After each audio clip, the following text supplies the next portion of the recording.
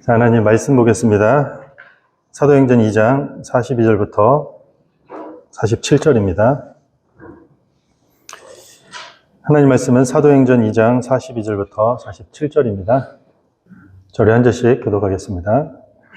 그들이 사도의 가르침을 받아 서로 교제하고 떡을 떼며 오로지 기도하기를 힘쓰니라.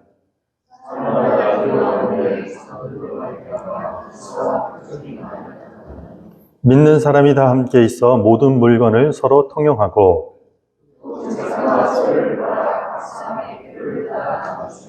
날마다 마음을 같이하여 성전에 모이기를 힘쓰고 집에서 떡을 떼며 기쁨과 순전한 마음으로 음식을 먹고 하나님을 찬미하며 또 온 백성에게 친송을 받으니 주께서 구원받는 사람을 날마다 더하게 하시니라.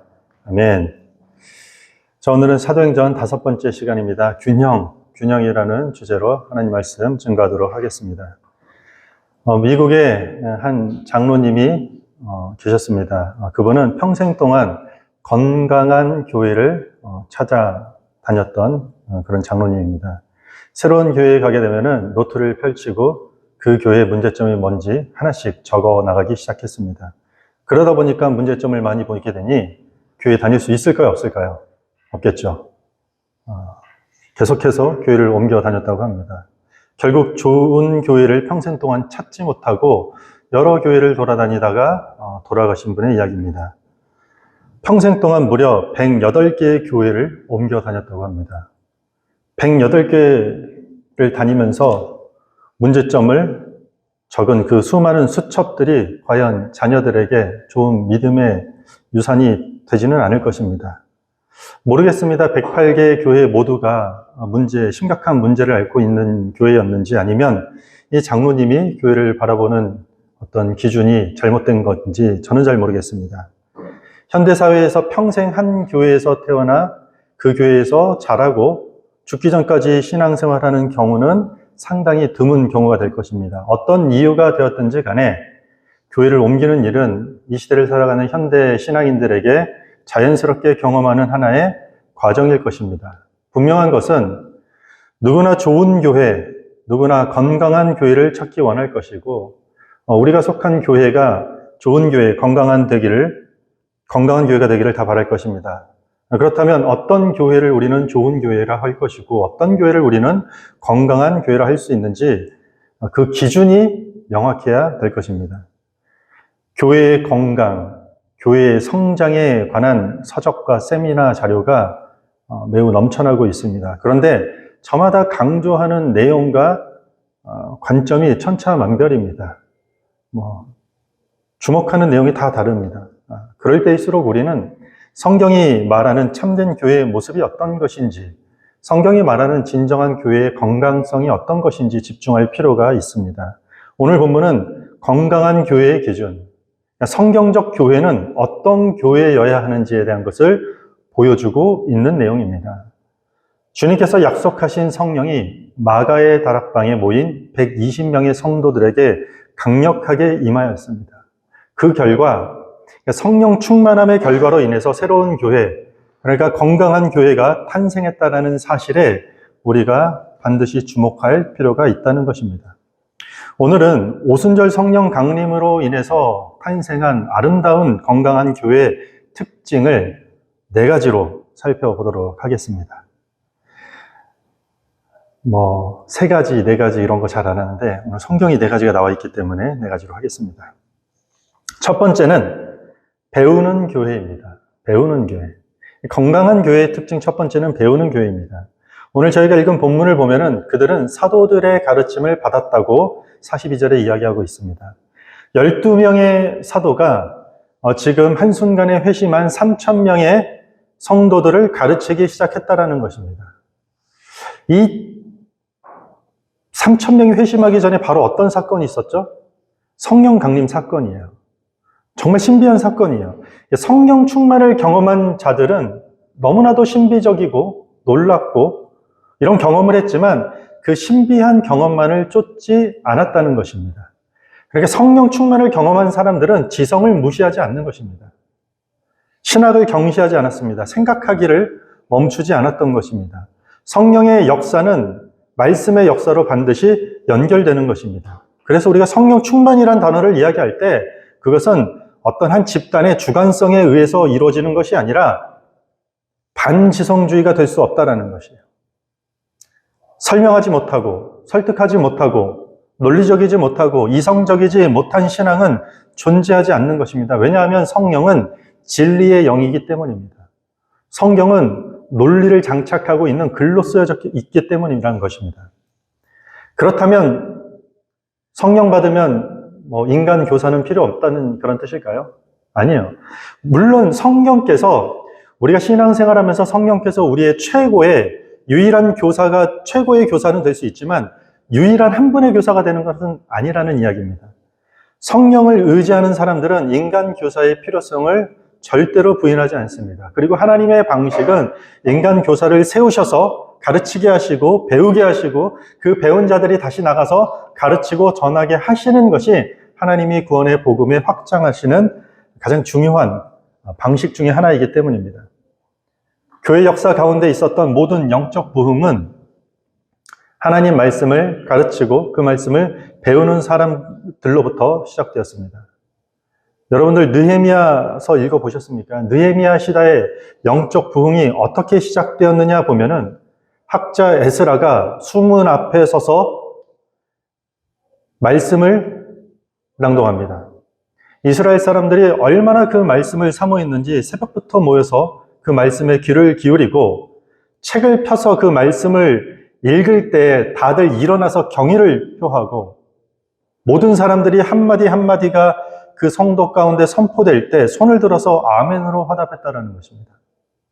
성경의 가르침이 건강한 신앙생활의 중심이 되는 이유는 단 한 가지예요. 그것이 하나님의 말씀이기 때문입니다. 성경 하는 이유는 성경이 하나님의 말씀이기 때문입니다. 기록된 하나님의 말씀이기 때문에 그것이 가장 건강한 교회 신앙생활의 중심이 되는 것입니다. 하나님 말씀을 배우는 것을 등한시하면서 우리는 건강한 교회라 할 수 없고 건강한 그리스도인은 결코 존재할 수 없는 것입니다. 저희 수요일에 온라인으로 성경 공부 시작했습니다. 오전반에 숫자가 적고 해서 저녁에 온라인으로 다 모였습니다. 다 들어오십시오. 등록금이 있는 것도 아니고 다 배우셔야 합니다. 묻고 따지면서라도 우리는 하나님 말씀을 배워야 합니다. 여러분들의 소중한 가족들, 소중한 친구들, 그리고 소중한 자녀들, 그들에게 진리를 전하고 가르치려면 우리는 먼저 배워야 합니다. 말씀을 배우지 않고도 성령 충만한 성도라 할 수 있다 없다? 결코 없다라는 것입니다. 그렇다고 성경 말씀을 배우는 교회를 말할 때 머리만 채우는 지성주의를 말하는 뜻은 절대 아닙니다. 예를 들면 의학을 책으로 배운 사람에게 우리가 수술대에 올라가서 우리 몸을 맡길 수 없는 것과 같이 지성만 말하는 것은 결코 아닙니다. 그래서 알문, 우리가 배워서 알게 된 이 지식의 알문, 삶으로 연결되는 것이고 삶은 알면서 알아가는 것, 배워가는 것에서 정리가 되는 사람이 건강한 그리스도인이 되는 것이고 건강한 교회가 되는 것입니다. 그렇게 말씀을 배우는 데 최선을 다하는 저와 여러분이 되기를 주님의 이름으로 축원합니다. 건강한 교회의 두 번째 특징은 교제하는 교회입니다. 교제하는 교회. 말씀을 통해 얻은 기쁨을 교제하는 것입니다. 그런데 말씀의 기쁨만이 아니라 오늘 본문을 보면 물질도 나누면서 교제했다라는 것입니다. 오늘 성경에 등장하는 교제라는 단어는 헬라어 단어 코이노니아라는 단어입니다. 공급이라는 뜻이에요. 공급하다라는 뜻입니다. 그러니까 성경에서 말하는 여러분 교제를 이야기할 때는요, 어떤 인간적인 호감이나 어떤 그런 것들을, 감정들을 나누고 사귀는 것 이상을 말하는 것이에요.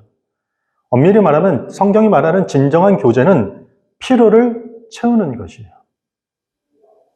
나눔으로써 서로의 필요를 채우는 것입니다. 우리가 읽은 44절을 보면 믿는 사람들이 다 함께 있어 모든 물건을 서로 통용하고 또 재산과 소유를 팔아 각 사람의 필요를 따라 나눠주며, 어떤 사람들은 이것을 보면서 사유재산 금지하는 공산주의 아니냐 이렇게 이야기하는 사람들도 있습니다. 절대 그렇지 않습니다. 초대교회는 사유재산을 다 인정하고 소유했습니다. 그러나 중요한 것은 자발적으로 누군가의 형제들의 필요에 따라서 나누어 주었던 것입니다. 중요한 게 여기서 원하는 만큼 나눠준 것이 아니라 각 사람의 필요에 따라 나눠준 것입니다. 원하는 것은 우리가 다 채울 수 없습니다. 원하는 것은 끝이 없어요. 그러나 각 사람의 필요에 따라서 나눠졌다는 것입니다. 그래서 그리스도인의 교제를 이야기할 때는 그리스도인의 교제는 돌봄이 들어가는 것입니다. 그리고 그 돌봄은 반드시 나눔이 되는 것입니다. 그래서 교회의 힘은 나눌 수 있는 힘입니다. 교회가 가지고 있는 힘이 무엇이냐 물을 때 우리는 나눌 수 있다. 이것이 교회의 힘이 되는 것입니다. 복음이 진리라고 말할 수 있는 것은 나눔을 통해서 우리가 보여지는 것이고 증거가 되는 것입니다. 그래서 복음이라고 할 때 가시적 복음, 눈에 보이는 복음은 이렇게 나누는 것으로 교제하는 교회 자체가 가시적 복음이 되는 것입니다. 받을 때 분명 기쁨도 있지만 나눌 때 우리에게 무한한 은혜와 감격이 있기 때문입니다. 초대교회 교부인 크리소스톰은 당시 초대교회의 이런 교제의 모습을 보면서 다음과 같은 글을 이렇게 남겼습니다. 아마 사도행전 2장의 교회 같은 모습일 것 같습니다. 아무도 가난하지 않았고 아무도 시샘하지 않았으며 아무도 인색하게 굴지 않았다. 거기에는 교만도 치욕도 없었다. 가난한 사람들은 부끄러움을 몰랐으며 부자들은 거만함을 몰랐다. 너무 좋지 않습니까? 교회 공동체 이런 교회가 되어야 되지 않겠습니까? 하나님께서 허락하신 소유를 자기에게만 머무르지 않게 하는 것입니다. 누군가에게 형제와 자매들과 이웃들에게 필요에 따라서 나누는 삶을 살아가는 것입니다. 그것이 우리 삶이 축복의 통로가 되는 것입니다. 그런 사람이 어딜 가든지 공동체를 세우는 사람이 되는 것이고 타인을, 누군가를 치유하는 힐러가 되는 것이에요. 나눔이 없는 삶, 그거야말로 고독하고 외롭고 피폐한 삶으로 추락하는 것입니다. 물론 여러분들이 나누다 보면, 베풀다 보면 상처받는 일도 생길 것입니다. 그래서 요즘에는 대인관계를 불의 대인관계라고 하더라고요. 이 대인관계. 왜냐하면 섬기고 나누고 베풀다가 거기서 큰 은혜를 누리는 경우도 있지만 상처받는 일들이 종종 발생하기 때문입니다. 그래서 성경에서 말하는 이 대인관계, 이 교제에 대한 이야기는 항상 인간 중심적인 교제가 아니라 그리스도 중심적인 교제가 되어야 된다는 것입니다. 예배 끝나고 마지막에 목사가 축도를 합니다. 축도할 때 이런 이야기를 합니다. 성령의 교통하심이라는 이야기를 합니다. 고린도 후서 13장 13절에 있는 말씀을 그대로 인용해서 축복 기도를 하는 것이에요. 성령의 교통하심이 할 때 이 교통이 코이노니아, 교제라는 뜻이에요. 무슨 말입니까? 성령의 교통이 우리의 교제 가운데 임하실 때, 성령이 우리의 나눔 가운데 임할 때 우리가 나누는 교제, 우리가 베푸는 교제, 기쁨을 주고받는 그런 교제가 영적으로 풍성하고 건강한 교제가 될 수 있기 때문에 우리가 의지해야 될 교제는 성령의 코이노니아가 된다는 것입니다. 당연한 거죠. 그래서 교회는 그리스도 중심적인 교제를 넘어갔을 때는 세상과 다르지 않는 사교 모임으로 전락하게 되고 모양은 교회 모양을 갖추고 있다 할지라도 그곳에 나눔 가운데, 섬김 가운데, 베품 가운데 서운함과 더 원함을 갖지 못해서 불만족스러움들이 계속 공존하게 되는 것입니다. 이것을 누가 그 마음을 어루만져 줘야 될까요? 성령이 하시는 일이라는 것입니다. 성령 충만의 결과는 이렇게 진정한 나눔과 베품이 있는 교제를 초대교회에 가능하게 했다라는 것입니다. 저희 교회 지난주에 각 부서들 예산안 때문에 모였습니다. 각 부서가 원하는 만큼 교회가 지원할 수 없는 형편입니다. 저희 교회. 그러나 교회가 기본적인 기능을 하려면, 교회의 기능을 온전히 하려면 각 부서마다 필요에 따라 필요한 것은 채워줘야 되는 것입니다. 누가 한 분이 와가지고 그냥 몇십만 불, 몇만 불 내서 이런 문제가 해결되는 것, 절대 그거 건강한 교회가 아닙니다. 어떤 교회 이야기를 들어보면요, 교회 재정의 거의 90%를 한 장로님이 헌신하고 있다는 것입니다. 건강한 교회가 될까요? 절대 그렇지 않습니다. 아무리 적은 액수를 할지라도 모두가 함께 동참해서 각각의 필요를 채우는 게 건강한 교회가 되는 것입니다. 우리도 교회 공동체 안에서 빈곤을 경감시켜야 되는 것입니다. 궁핍함을 패하는 그런 진정한 교제가 우리 디렉션 교회 안에 일어나기를 축원합니다. 건강한 교회의 세 번째 특징은요, 예배하는 교회입니다.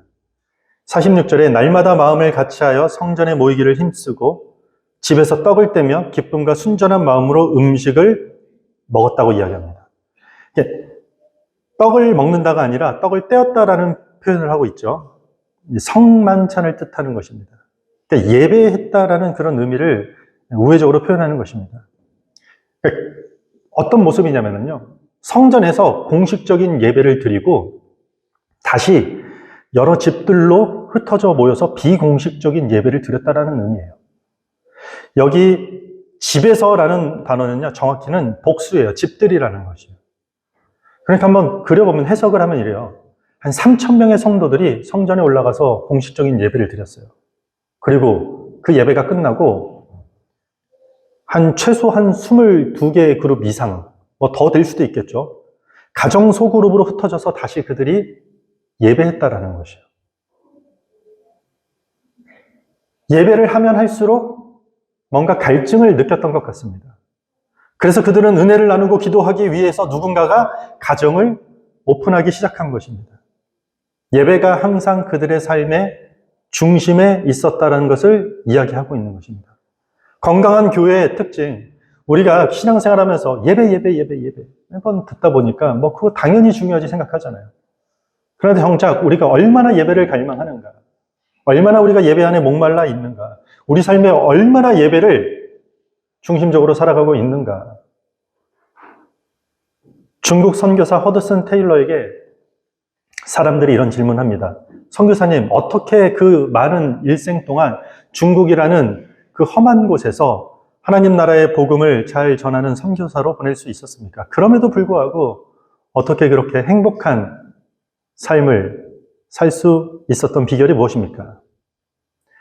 허드슨 테일러가 이렇게 대답합니다. 하루를 어떻게 시작하느냐에 따라서 달려있는 것 같습니다. 연주자는 음악회 전에 악기를 조율하지 않습니까? 마찬가지로 저는 아침에 일어나면 하나님의 뜻에 나의 인생과 생각을 맞추는 것부터 시작했기 때문에 모든 것들이 가능했던 것 같습니다. 예배 드렸다는 뜻입니다. 조율되지 않는 악기는요, 아무리 멋지게 연주해도 소음에 불과합니다. 예배로 조율되지 않는 우리 삶도 소음처럼 듣기 싫은, 누군가에게 보기 싫은 그러한 삶이 될 수 있다는 것입니다. 예배는 삶의 조율입니다. 우리 삶을 어떻게 잘 튜닝하느냐, 이게 예배로부터 출발할 수 있다는 것입니다. 그렇다면 여러분들이 집에서 하루를 기도로 시작하는 것, 그게 예배가 되는 것입니다. 모든 하루의 일과를 마치고 잠들기 전에 기도하는 것, 그거 예배라는 것입니다. 운전하는 가운데 아니면 잠깐 쉬는 가운데 마음이 힘들고 낭망되는 그 순간순간에 10초, 20초 기도하는 것, 그게 예배라는 것입니다. 말씀 한 장을 펴서 묵상하는 것, 그거 예배라는 것입니다. 예배는 거창하고 대단한 것이 아닙니다. 하나님을 생각하고 삶의 중심에 가장 기본이라고 생각하고 기도로, 말씀으로, 찬양으로 내 삶을 조율하겠습니다라는 우리가 할 수 있는 최소한의 액션이 되는 것입니다.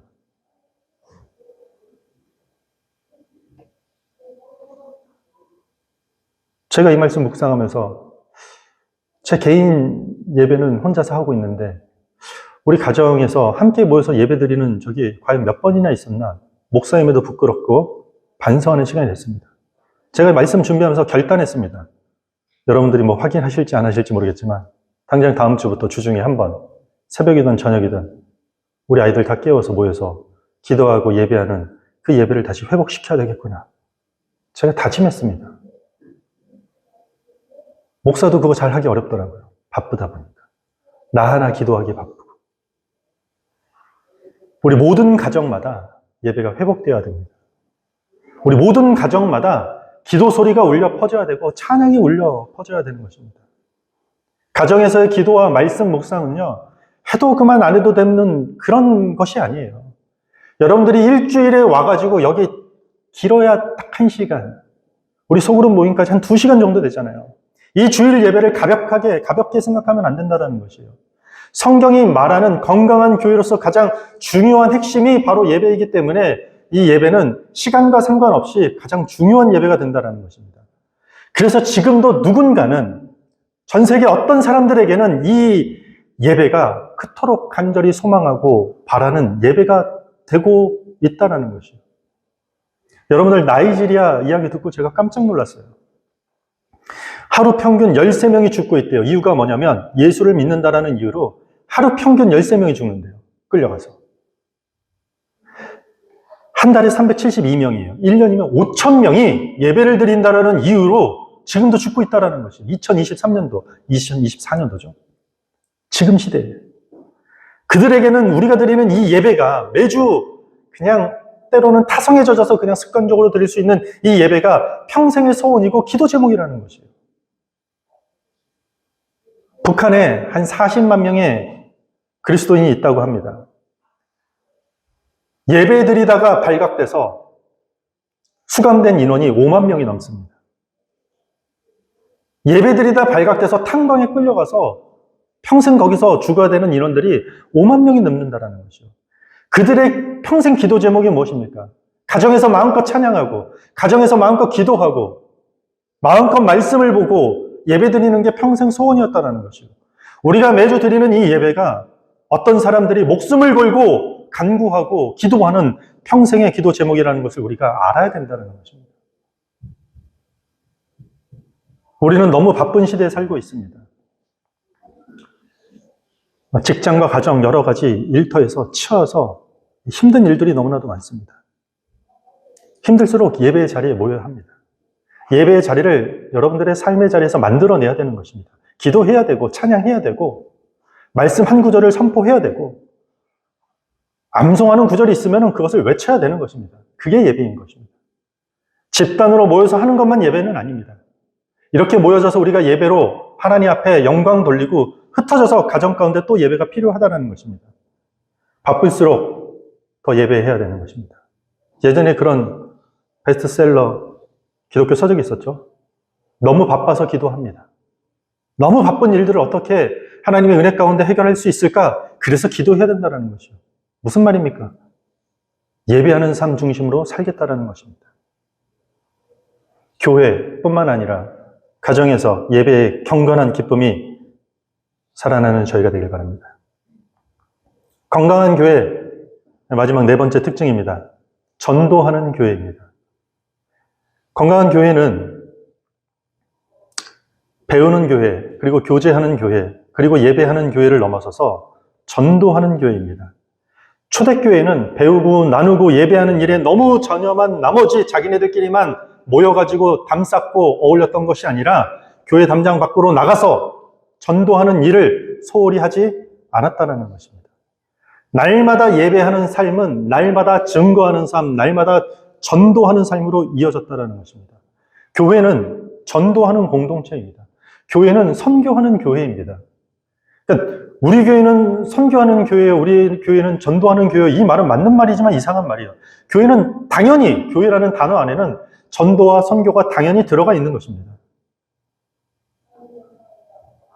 전도하고 선교하는 것, 이거는 역시 하고 말고의 문제가 아닙니다. 이 초대교회의 공동체가 예루살렘의 온 백성들에게 칭송을 받게 되었다. 오늘 성경에 보면. 온 도시 백성들에게 칭송을 받게 되면서 하나님께서 구원받는 사람들, 교회 가운데로 더하게 하셨다. 날마다 그 수를 더하게 하셨다. 이 전도의 주체가 사람이 아니라 하나님이라는 것입니다. 물론 우리는 전도, 선교 전략을 깊이 있게 연구하고 계획해야 됩니다. 아무렇게나 나가서 그냥 예수 천당 불신지어 외친다고 전도가 되는 것은 아닙니다. 연구해야 돼요. 계획이 중요해요. 그러나 이 연구와 계획과 이 방법 자체가 전도의 성공으로 이어지는 것은 아니다라는 것을 지금 이야기하고 있는 것이에요. 우리는 우리가 해야 할 그 모든 일들을 감당하고 전도의 주체는 하나님이라는 그 사실을 잊지 않는 겸손함을 준비해야 된다는 뜻입니다. 오늘 본문에 나오는 이 교회의 공동체는 복음을 교회 담장 밖으로 들고 나가서 증거하는 일에 힘썼던 공동체입니다. 그들은 말로만 하지 않았습니다. 어떻게 각 사람의 필요에 따라 서로가 가진 것들을 나누어지는지 삶으로 보여주었기 때문에 그것이 가능했다는 것입니다. 배운 말씀대로 신실하게 예배했고 그 말씀을 나눔과 섬김의 삶으로 살아냈더니 세상이 주목하고 박수를 치면서 칭송하였다는 것입니다. 그리고 예수를 십자가에 못 박으라고 외쳤던 사람들이 그들의 삶을 보고 그들이 살아가는 방식을 보고 그들의 외침과 그들의 삶과 일치되는 것들을 보고 감격, 감동, 은혜, 교회를 인정하기 시작했다는 것입니다. 그리고 하나님께서 그들을 구원하셔서 교회 가운데 그 수를 더하기 시작했다는 것입니다. 하나님께서는요, 의미 없이 교회의 사람들을 집어넣지 않습니다. 구원하셔서 그들을 교회 가운데 더하게 하십니다. 반면에 하나님께서는 교회에 더하지 않으면서 누군가를 구원하지 않는다는 거죠. 이 두 가지가 같이 병행한다는 것입니다. 그런 의미에서 전도는 말로만 하는 것이 아니라 전도는 보여주는 것입니다. 보여주기 식이 아니라 보여지게 되는 것입니다. 돈을 많이 벌었다면 돈을 가지고 섬기면서 돈이 전부가 아니라는 것을 보여주는 것이 그리스도인의 역할입니다. 지식이 많이 쌓였다면 그 지식을 나누면서 지식이 이 세상의 전부가 아니라는 것을 보여주는 것입니다. 그것보다 더 큰 하나님 나라의 가치, 죽기까지 우리를 사랑하신 하나님의 복음의 가치가 얼마나 큰 것인지 그렇게 삶으로 보여주는 것이 건강한 교회가 가지고 있는 그것이 전도하는 하나의 모습이라는 것입니다. 이렇게 삶을 삶으로 구현해내는 실제적인 전도의 삶을 살아내는 저희 모든 교회 공동체가 되길 바랍니다. 그렇다면 오순절 성령 강림의 결과로 탄생한 교회의 특징 4가지를 살펴봤는데 교회가 교회답게 되기 위해서는 말씀의 배움이 있었고 그리고 성도 간에 주고 나누는 교제가 있었고 그리고 교회에서뿐만 아니라 비공식적인 자발적인 예배의 형태를 띠기도 했고 전도라는 이 4가지의 균형이 있었다는 것입니다. 여러분들 최소량의 법칙 들어보셨습니까? 이 말? 최소량의 법칙. 최소 분량의 법칙이라고도 하는데 리비히라는 독일의 한 식물학자가 식물의 성장을 눈여겨보다가 특이점을 발견하면서 만들어낸 법칙이 하나 있습니다. 최소량의 법칙입니다. 식물이 성장할 때는 가장 부족한 무기성 분량에 의해 지배받게 된다는 결과입니다. 무슨 말이냐면 이래요. 예를 들면 식물 성장에 있어서 질소, 인소, 칼리라는 영양소가 필요하다고 가정을 해볼게요. 그런데 인산과 칼리가 아무리 풍부한다 할지라도 질소가 얼마 없어서 소진되고 나면은 성장 자체가 멈춘다는 것이요. 아무리 영양분이 넉넉하다 할지라도 하나의 부족한 것 때문에 성장이 중단되는 것이 최소량의 법칙이에요. 식물이 잘 성장하는데 영양분의 균형이 필요하다는 것이요. 하나가 부족하면 그 부족한 성분의 만큼밖에 성장하지 못하는 것이요. 다른 영양분이 아무리 많다 할지라도. 자연의 법칙이에요. 한 가정의 행복을 유지하기 위해서 여러분들 여러 가지 환경적인 요소가 필요합니다. 가정이 행복하기 위해서 하나만 필요할까요? 그렇지 않아요. 여러 가지 행복을 유지할 수 있는 여러 요소들이 필요하다는 것이에요. 경제적으로 넉넉하고 부부가 사이가 좋고 양가 부모님이 좋은 분들이어도 만약에 자녀가 아프잖아요. 그러면 그 가정의 행복은 낮아지기 마련이에요. 행복 요소의 균형이 필요한 것이에요. 어떤 하나가 월등히 풍족하게 부어진다고 건강하게 성장하거나 행복이 유지된다는 게 아니라는 이야기인 것이죠. 마찬가지로 이것은 교회의 건강성에도 그대로 들어오는 것이에요. 교회가 건강하게 교회의 다움을 유지하기 위해서는요. 말씀을 배워야 돼요. 그리고 서로의 필요를 나누어주는 교제가 있어야 된다는 것이요. 여기서 멈추는 것이 아니라 교회와 가정에서 기도와 찬양과 말씀이 멈추지 않는 그 예배가 반드시 있어야 된다는 얘기예요. 그리고 이렇게 믿는 자들끼리 모여서 가정에서 교회에서 끝내는 것이 아니라 세상이 인정할 수밖에 없는 거룩한 삶으로 보여져서 전도가 되어지는 그 네 가지의 균형이 필요하다는 것이에요. 건강한 교회 공동체는요, 이 네 가지의 균형이 필요한 것입니다. 한 가지가 부족하면은요, 그 한 가지 부족한 것만큼밖에 교회는 성장하지 못하고 건강함을 유지하지 못한다는 것이에요. 다락방에 모였던 초라하고 풀 죽은 한 무리의 사람들이 이제 아니에요. 3,000명이 넘는 사람들이 도시 전역에서 이제는 찬양을 하기 시작했고, 그들이 기도하기 시작했고, 예수님을 증거하고 있는 것입니다. 초대교회 성령 충만한 교회 공동체는 이러한 균형을 갖췄던 것입니다. 어떤 균형인가요? 경험과 배움의 균형이 있었던 거죠. 받고 나누는 교제의 균형이 있었고, 전통적인 것과 자발적인 예배의 균형이 있었고, 말과 행실을 통한 전도의 균형이 있었다는 것이에요. 이것이 교회 아닙니까? 이 네 가지가 골고루 균형을 이루면서 교회가 건강할 수 있었다는 것입니다. 이건 단지 건강한 교회의 균형 요소들만이라고 저는 생각하지 않습니다. 한 가정이 영적으로 건강을 유지할 수 있는 방법, 이거 4개면 충분하지 않습니까? 이거 4개면 진짜 건강한 가정 되지 않을까 저는 확신합니다. 주일 예배가 아무리 풍성하게 여러분들에게 공급된다 할지라도 교제하는 나눔이 부족하다면 영양 불균형, 영적 영양 불균형의 교회가 되는 것입니다. 성경 공부 아무리 그냥 대단한 것들을 함께 나눈다 할지라도 삶으로 그 누구 하나 실현되지 않는다면 추풍낙엽처럼 그냥 다 쓰러지고 다 떨어지는 신앙이 될 수 있다는 것입니다. 미국의 한 장로님은 평생 좋은 교회를 찾기 위해 108개의 교회를 다니면서 노트에 필기를 했습니다. 여러분들 건강한 교회를 찾고 있습니까? 아니면 여러분들 우리 교회가 좀 더 건강한 교회가 되길 원합니까? 아니, 건강한 교회 안에서 내가 건강한 그리스도인이 되길 원하고 우리 가정이 건강한 가정이 되길 원합니까? 우리가 함께 건강한 교회와 건강한 가정을 세워나가야 되는 것입니다. 우리가 건강한 그리스도인이 되면 건강한 교회가 되는 것입니다. 내가 건강한 그리스도인이 되면 건강한 가정이 되는 것입니다. 내가 건강한 그리스도인이 되면 내가 속한 회사가 건강한 공동체로 변화되는 것입니다. 우리가 건강한 교회, 건강한 가정을 함께 세워야 하는 것입니다. 이것은 절대로 혼자 할 수 있는 일이 아닙니다. 인간은 홀로 사는 존재가 아닙니다. 공동체 안에서 균형을 이루면서 사는 존재가 바로 인간입니다. 성부, 성자, 성령, 삼위일체 하나님의 뜻에 따라 그들의 형상에 따라 지음받은 인간이기 때문에 우리는 홀로 무엇을 할 수 없는 존재입니다.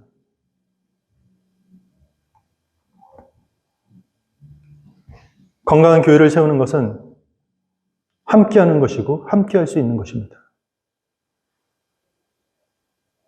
저는 당연히라기보다는 저는 저희 교회가 비교적 건강한 교회라고 생각합니다. 이 4가지를 빗대어서 저희 교회를 한번 생각해 봤습니다. 우리 교회는 이 4가지를 잘 지키려고 노력하는 교회인데 무엇이 부족할까? 무엇이 부족할까? 구석구석 들여다보면서 혹시 조금 이 영양소가 하나라도 배우는 것과 예배와 교제하는 것과 전도하는 것들이 하나라도 불균형을 이루는 것 같으면 찾아서 보수하고 그것들을 더 확장시켜야 되지 않겠습니까? 이게 목회자만 해야 되는 일입니까? 아니면 우리 모두가 함께 거기에 관심을 갖고 기도해야 되는 일입니까?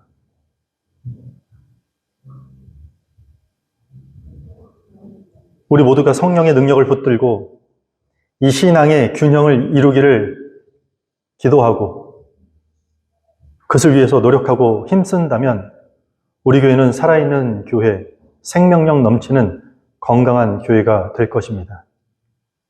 말씀을 정리하겠습니다. 좀 이런 균형이 우리 가운데 있었으면 좋겠습니다. 말씀을 배우는데 힘쓰는 교회, 각 사람의 필요를 채워주며 교제하는 교회, 교회와 가정에서 기도와 찬양과 말씀이 중심이 되어 예배하는 교회, 세상 속에서 말이 아닌 거룩한 삶으로 살아내면서 전도하는 교회. 이게 이상적으로 들립니까? 이게 어려운 일로 들립니까? 어려운 일이 아니에요, 사실. 실제로 한 심리학자 연구에 의하면 사람들은요, 알지만 선택을 하지 않아서 죽는데요. 식습관을 바꾸고 조금 운동을 하면 건강하게 오래 살 수 있는데 그것을 바꾸기 싫어서 안 해서 죽음을 선택한다는 것입니다. 이 건강한 교회 세우는 게 대단한 일입니까? 그 어려운 일이 아닙니다.